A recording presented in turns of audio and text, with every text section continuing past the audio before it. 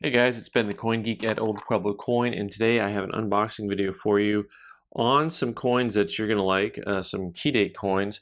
Always popular, the Morgan Dollar series, and of course on a coin like this you can already see we've got an 1893, and so what's that going to mean for us next is what's going to be on the other side of this. Now I'm just going to zoom in here, and oh man, I just saw it. On the cross point on that T, can you see it up in there? Maybe you can, maybe you can't. I can see it, but you know what? I know where it's at, and I know what I'm looking at here. This is just, I'm giving away the story here. It's just a little dot in the cross point of the T. I'll show it to you in a second here.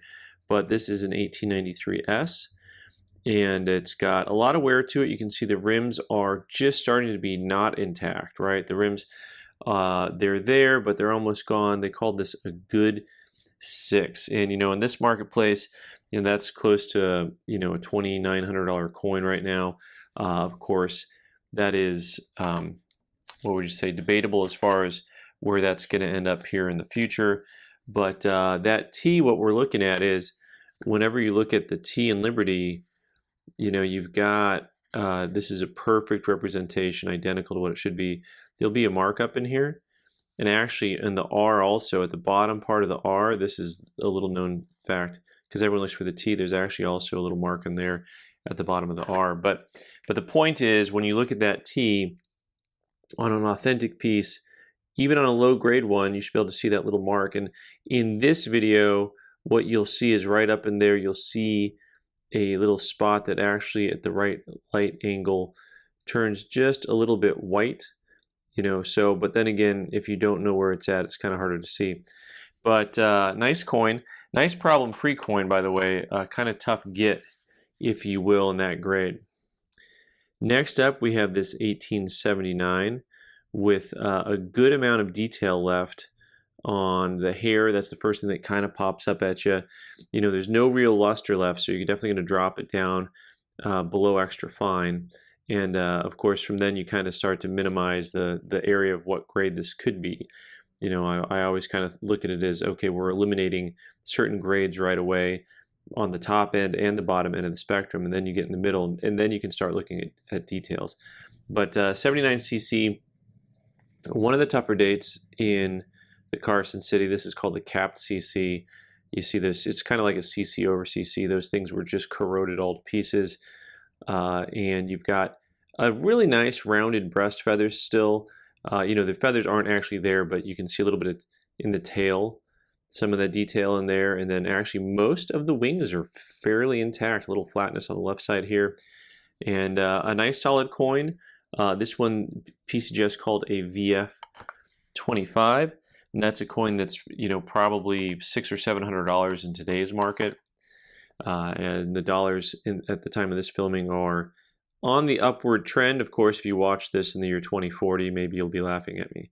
And if you watch this in 2022, you're probably laughing at me. Anyways, 1894. This is one of the scarcest Philly mints. And always on the 1894s, I'm always looking where that mint mark used to be and make sure that it's, there's no scratches or lines.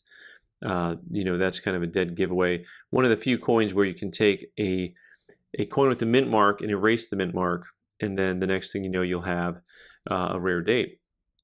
You can see this coin has a lot more wear to it than the previous one. It's definitely going to be graded down a grade, but it has a pretty decent color overall. PCGS called this coin a fine 12, so kind of a starter grade, but even then it's probably close to an $800 coin, somewhere in there. 1894 has always been tough. Somewhere in the back recesses of my mind, I remember those coins being, starting at even higher than that for a while. All right, so this coin here, there's something going on we got to talk about.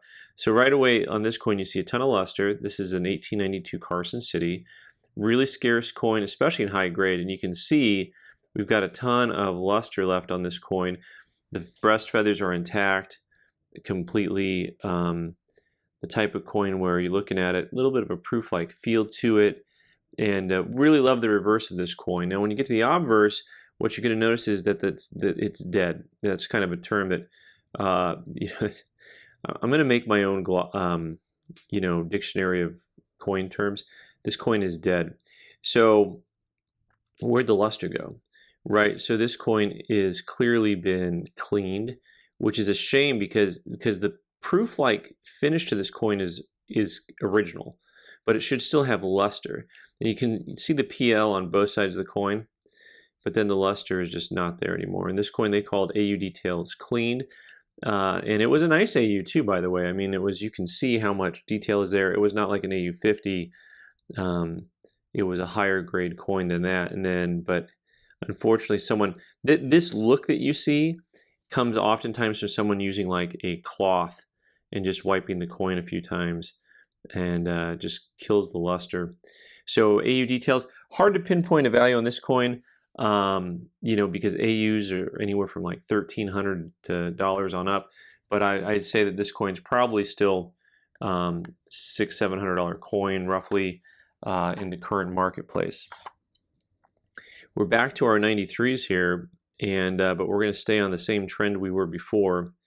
And this is a fun coin because you can compare it to the 79cc we had, and you can say kind of which one do you think has more life left to it, you know, which has more meat on the bones. And as you recall, I mean, I'm just going to call out really quick this one area. This coin, the coins look identical at first blush, but I just want to point out that the other one had a lot of this flatness on this wing, and there's flatness there, but there's a little bit more detail, a little more depth to this coin, and they did give it another point higher. They call this a VF35, and a nice looking coin. What's nice about this is, and you see that in general with this, a bunch of the ones that I have in this series, is that, you know, they kind of have nice original looks to them, and that's hard to get on your middle grade coins, right? It's kind of hard to get coins that have just a nice original look to them. So this is a coin that's probably you know, $1,500 or $1,600 in the current market, somewhere in that ballpark. So we're going to move on from our dollars onto some more key date coins here.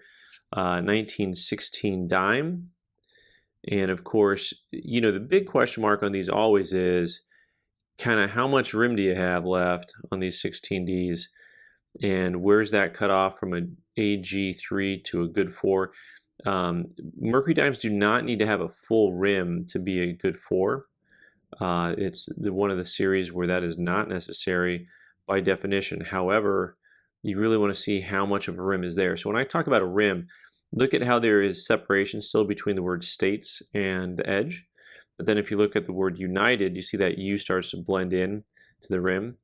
And so that is, you know, areas where you'll see rim blending together with a coin and dropping the coin down. And then especially on the obverse, you'll see the same thing where you start to see the lettering. Is there separation in the lettering between the rim? And you'll see how it oftentimes wears unevenly because you've got the RTY with the rim left edge next to it, but then the LIB all has a little bit of rim wear down to it. Down with Liberty, yeah, you know me. Let's go.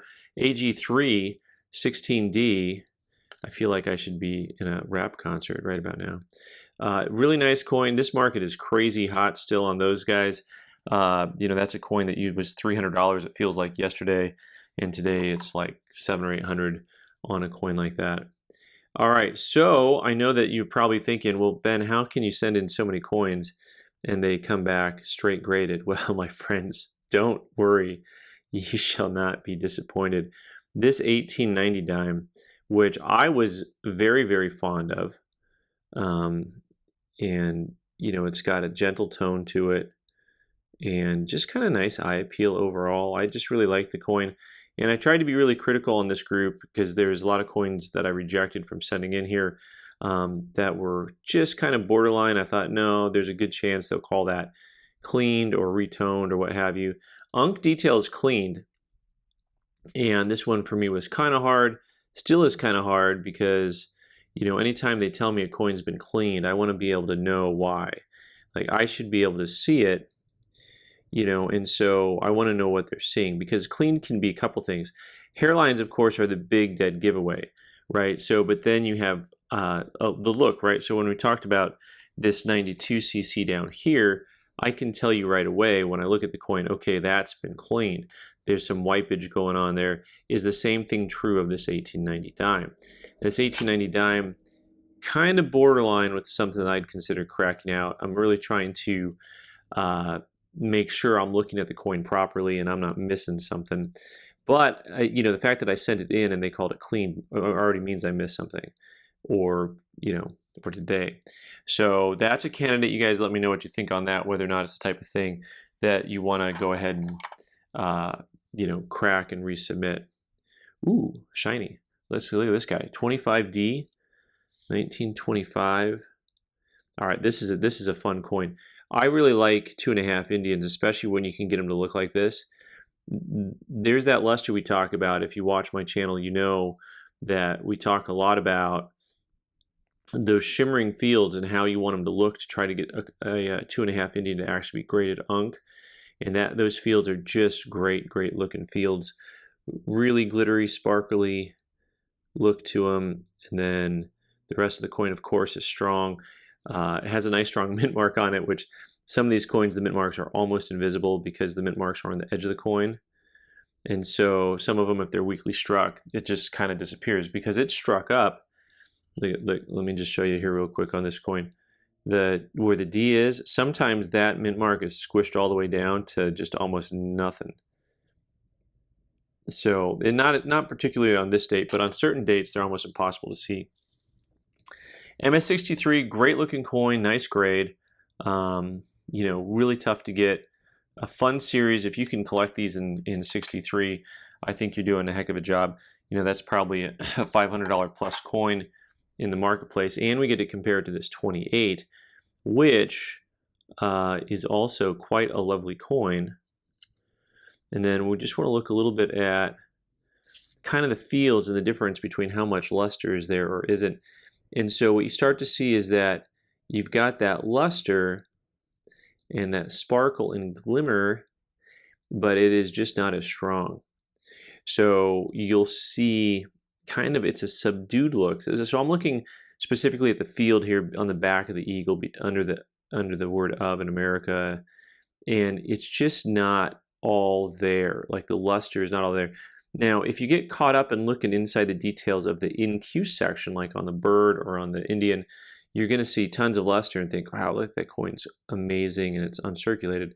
But once again, you got to look at those fields on these coins and take a closer look and see like how much different that is compared to this coin, the field on this coin, whereas you get it in the right light, whoop, and you get the right focus, you can really start to see that luster, that sparkle and glimmer over the whole surface of the coin.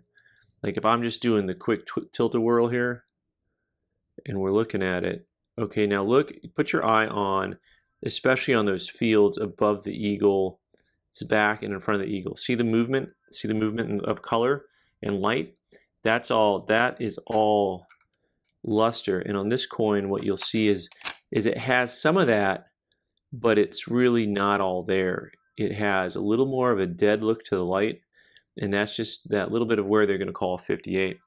So neat looking coin there, and that one's probably still close to a $400 plus coin. Next up, one of my favorite series I've recommended to people, if you can afford these coins, what a great coin to have in a typeset, or really just try to put together partial series. Of course, you can leave out the rare estates on these. 1911, $10 gold piece. Really such a lovely, lovely coin. One of my favorite designs. See, my camera's changing colors there on that.